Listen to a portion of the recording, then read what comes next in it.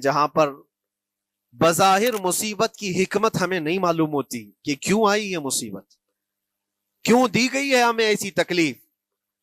اسی کا نام تقدیر ہے کہ اللہ تعالیٰ کے لکھے ہوئے پر راضی رہنا یہ مومن کی شان ہے. مومن کو ہمہ وقت اللہ تبارک و تعالیٰ کی طرف سے لکھی ہوئی اس تقدیر پر راضی رہنا ہے. آپ کو میں ایک بات بتا دوں، حضرت ابو جندل ایک صحابی ہیں، مکہ مکرمہ میں ایمان لائے. رسول پاک صلی اللہ تعالی علیہ وسلم جب ابھی مکہ میں تھے، اس وقت غریب صحابہ کو کفار مکہ، مشرکین مکہ کس طرح سے پکڑ کر مارتے تھے، کیسے کیسی سزائیں دیا کرتے تھے. اسی اسنا میں اللہ کے نبی صلی اللہ علیہ وسلم ہجرت کر کے مدینہ تشریف لے گئے. لیکن جو ابو جندل تھے یہ قید میں تھے، قید میں تھے. ان کا باپ خود ان کو قید میں رکھا ہوا تھا، اور ایسی قید کہ زنجیریں بندھی ہوئی رہتی تھی. مسلسل کئی سال گزر گئے. حضور پاک صلی اللہ تعالی علیہ وسلم کی ہجرت کے 6 سال گزر جانے کے بعد 7واں سال تھا جب آپ کو بتاؤں حدیبیہ کا وہ منظر پیش آیا جس کو صلح حدیبیہ کہا جاتا ہے. تقریباً 1400 صحابہ کے ساتھ رسول کریم صلی اللہ تعالی علیہ وسلم عمرہ کرنے کے لیے آئے. لیکن اس وقت مکہ کے کفار و مشرکین مکہ سے تقریباً 35 کلومیٹر باہر دور آپ کا راستہ روک لیا. کہا ہم آپ کو عمرہ کرنے نہیں دیں گے، آپ کے اصحاب کو، آپ کے صحابہ کو ہم مکہ میں انٹر ہونے نہیں دیں گے. جنگ جیسی نوبت آ گئی تھی. لیکن حضور پاک صلی اللہ تعالی علیہ وسلم اور صحابہ احرام پہن کر کے عمرہ کرنے کے لیے آئے. تو پھر درمیانی راستہ یہ اختیار کیا گیا. حضور پاک صلی اللہ علیہ وسلم نے فرمایا کہ ہم صلح کر لیتے ہیں، کچھ ایگریمنٹ ہو جائے ہمارے اور تمہارے درمیان، جنگ نہیں کریں گے، آج سے جنگ بندی ہو جائے. تو کفار مکہ اس بات پر راضی ہوئے، اور اس کے بعد صلح جس کو کہتے ہیں صلح حدیبیہ، یہ بہت مشہور ہے. صلح حدیبیہ ہوئی، اس میں سارے پوائنٹس جو لکھے گئے تھے ایگریمنٹ کے اندر وہ سب مکہ والوں کی حمایت میں زیادہ تھے. دبا کر کے انہوں نے صلح کی تھی اس طرح سے ان کے نظام کے مطابق. یعنی اگر کوئی مکہ سے بھاگ کر مدینے جائے تو انہوں نے ایگریمنٹ میں لکھایا تھا کہ آپ کو وہ شخص ہمیں واپس کرنا پڑے گا، اور اگر مدینے سے کوئی بھاگ کر ہمارے پاس آئے تو ہم اس کو اپنے پاس رکھیں گے، ہم باہر واپس نہیں بھیجیں گے. تمہارا کوئی آدمی ہمارے پاس آ گیا بھاگ کر کے، یا ہمارا ہی وہاں رہنے والا کوئی آدمی آ گیا آپ کی امان سے نکل کر کے، تو ہم اس کو اپنے پاس رکھیں گے. ایسی بہت ساری شرطیں تھیں. میں کیوں کہہ رہا ہوں یہ بات سن لیجیے. یہ صلح حدیبیہ ہو گئی، ایگریمنٹ ابھی لکھا جانا تھا. وہ ابو جندل صحابی جو کئی سالوں سے مکہ میں قید میں تھے، زنجیریں توڑ کر کے وہ باہر نکل آئے. اور جب ان کو یہ خبر ملی کہ مکہ سے 35 کلومیٹر دور اللہ کے نبی صلی اللہ تعالی علیہ وسلم اپنے صحابہ کے ساتھ پڑاؤ ڈالے ہوئے ہیں اور تشریف لانے والے ہیں، کسی طرح بچ بچاتے ہوئے وہ وہاں پہنچ گئے حدیبیہ کے مقام پر. جیسے ہی وہ پہنچے صحابہ میں ایک شور ہو گیا. صحابہ جانتے تھے کہ کتنے سالوں سے ابو جندل قید میں ہے، طرح طرح کی اذیتیں اٹھاتا ہے، بہت مصیبتیں اٹھائی ہیں ابو جندل. دیکھا ان کے جسم پر پورے زخموں کے نشان تھے، ہاتھوں اور پیروں میں زنجیریں لٹکی ہوئی تھیں. وہ اسی حالت میں صحابہ کے پاس آ گئے. صحابہ سب نے سینے سے سینہ لگایا، استقبال کیا. ابو جندل تم آ گئے ہمارے پاس، آ گئے. اب بات سنو، بڑی حیرت کی ہے. ایگریمنٹ لکھا جا رہا تھا اور ابو جندل مکہ سے فرار ہو کر کے آئے تھے. ابو جندل کا جو باپ ہے اور دوسرے جو رئیس مکہ کے تھے، قریش کے سردار، سبوں نے ہاتھ روک لیا اور کہا ہمارا ایک آدمی بھاگ کر آپ کے پاس آیا ہے، ایگریمنٹ کے مطابق اس کو آپ ہمیں واپس کرنا ہوگا، واپس لوٹانا ہوگا. مکہ میں رہنے والا شخص آپ کے پاس آیا ہے، وہ ہمارا قیدی ہے.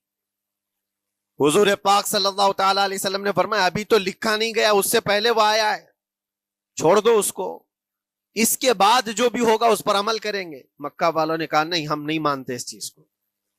حضور پاک صلی اللہ تعالی علیہ وسلم نے یہاں تک فرمایا اس ایک شخص کو میری ضمانت میں دے دو، باقی تمہاری ساری شرطیں منظور کر لی جائیں گی. وہ رحمت للعالمین. نبی اکرم صلی اللہ تعالی علیہ وسلم اپنے غلاموں پر رحم کیسے نہ کریں. جب ان حالات میں دیکھا ابو جندل کو تو صحابہ بھی حضور کے پاس آئے اور کہا یا رسول اللہ صلی اللہ علیہ وسلم صلح کیوں کر رہے ہیں ان کے ساتھ؟ جنگ کریں گے ہم ان کو، ہم نے بدر میں، احد میں، خندق میں ان کے ساتھ جو مقابلے کی ہمیں تجربہ ہے، ہم ان کے پرخچے اڑا دیں گے، آپ اجازت دیں ہم جنگ کریں گے۔ اللہ کے نبی فرماتے ہیں میں جو دیکھ رہا ہوں وہ تم نہیں دیکھ رہے ہو، اللہ کا حکم نہیں ہے جنگ کرنے کا، صلح ہے۔ صلح ہو گئی، لکھا جا رہا تھا، اور یہ ابو جندل آئے۔ آپ جب حضور پاک صلی اللہ تعالی علیہ وسلم نے فرمایا ٹھیک ہے ایگریمنٹ کے مطابق ابو جندل کو مکہ واپس بھیجنا پڑے گا، اتنا فرمایا تھا حضور نے، ابو جندل دھاڑے مار مار کر رونے لگے اور صحابہ کو جا کر کے اپنے زخم دکھانے لگے کہ دیکھو مجھے واپس بھیجا جا رہا ہے، مجھے واپس بھیجا جا رہا ہے۔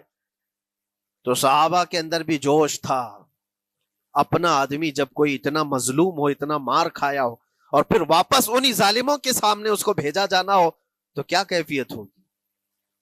تو وہ ابو جندل سارے صحابہ کے بیچ میں چھپ چھپاتے ہوئے رو رہے تھے۔ اللہ کے نبی صلی اللہ علیہ وسلم تشریف لائے اور فرمایا ابو جندل میں کہہ رہا ہوں واپس چلے جاؤ، واپس جاؤ، مکہ جاؤ۔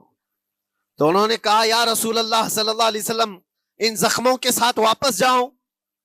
اللہ کے نبی صلی اللہ علیہ وسلم نے فرمایا ہاں ابو جندل اللہ کی مرضی یہی ہے، اور اللہ کا نبی وہی کہتا ہے جو اللہ کی مرضی ہوتی ہے۔ یہ میں کہہ رہا ہوں بظاہر تکلیفوں کی حکمت ہمیں معلوم نہیں ہوتی، لیکن ہمیں عمل کرنا چاہیے۔ نبی پاک صلی اللہ تعالی علیہ وسلم کا جب حکم ہوا، ابو جندل انہی زنجیروں کے ساتھ ان کے باپ کے حوالے کر دیے گئے، وہ گھسیٹتے ہوئے لے جا رہا تھا، گھسیٹتے ہوئے واپس انہی قیدیوں کی طرح لے جا رہا تھا۔ سب کی آنکھوں میں آنسو تھے، لیکن حکمت الہی کیا ہے یہ کون جانتا ہے۔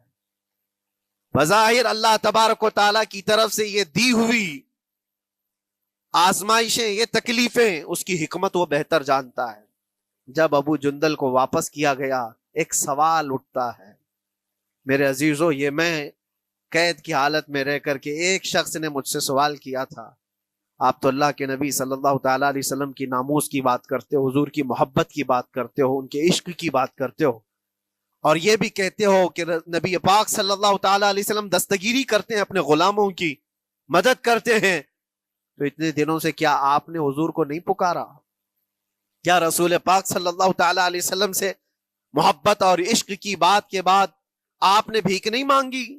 اس وقت یہ واقعہ یاد آیا، میں تو ابو جندل کے پاؤں کے ناخن کی مٹی کے برابر بھی نہیں، وہ صحابی رسول تقریباً ان کے متعلق کہا گیا ہے 6 سے 8 سال تک وہ ان کی قید میں رہے، تو کیا رسول پاک صلی اللہ علیہ وسلم کو خبر نہیں تھی؟ خبر تھی، لیکن ہوتا ایسا ہے کہ جو جتنی محبت کرتا ہے اتنے ہی امتحانوں سے گزارا بھی جاتا ہے، اس کو امتحان دینے پڑتے ہیں۔ اسی لیے بار بار میں یہ بات کہتا ہوں، حضور پاک صلی اللہ تعالی علیہ وسلم کی ناموس کی بات کرنا، عظمت رسالت کی بات کرنا، یہ حلوے پراٹھے کھانے کا نام نہیں ہے، یہ شہادت گہے الفت میں ہے قدم رکھنا۔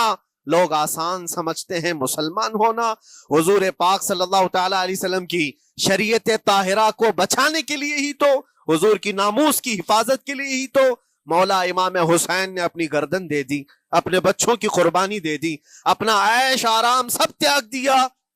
یہ ساری قربانیوں کے بعد ہی اس امتحان سے بندہ نکلتا ہے۔ وہ امام احمد بن حنبل جن کے سینے میں 5 لاکھ حدیثیں محفوظ تھیں، رسول پاک صلی اللہ علیہ وسلم کی 5 لاکھ حدیثوں کے حافظ، لیکن بغداد کے ظالم حکمرانوں نے ان کو ننگی پیٹھ پر کوڑے مارے ہیں، پہلی مرتبہ 100 کوڑے، دوسری مرتبہ پھر 100 کوڑے، تیسری مرتبہ پھر 100 کوڑے، اتنے میں تو آدمی مر جاتا ہے۔ امام احمد بن حنبل کی پیٹھ جھک گئی تھی۔